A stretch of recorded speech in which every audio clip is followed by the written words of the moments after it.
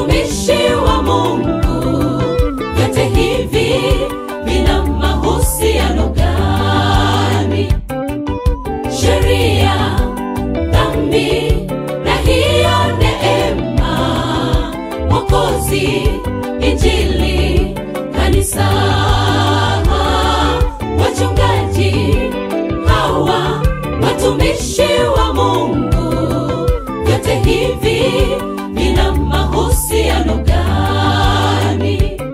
Tungejua vipi dhambi bila kuwepo sheria, ndipo neema ikashuka ikaletwa na Mwokozi, na hiyo Injili yake yeye aliyokuja nayo Mwokozi ikatengeneza kanisa na wachungaji wahubiri.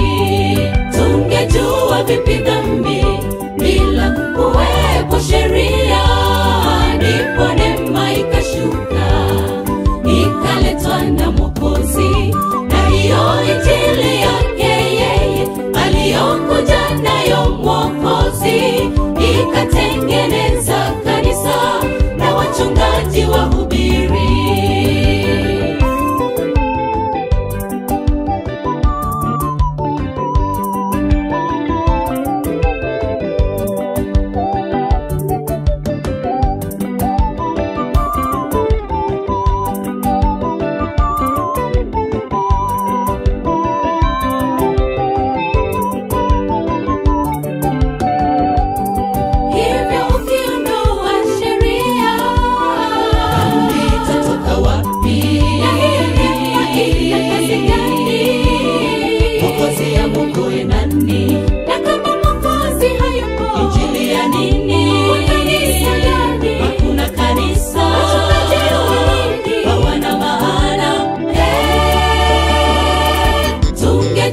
Vipi dhambi bila kuwepo sheria, ndipo neema ikashuka ikaletwa na Mwokozi, na hiyo Injili yake yeye aliyokuja nayo Mwokozi ikatengeneza kanisa na wachungaji wahubiri.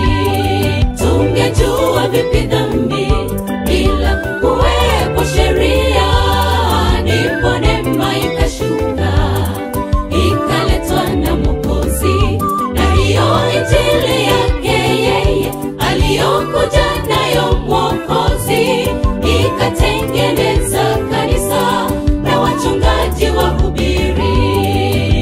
Tuokolewa kwa neema yake Yesu Kristo bila kuipuuzia sheria yake Bwana.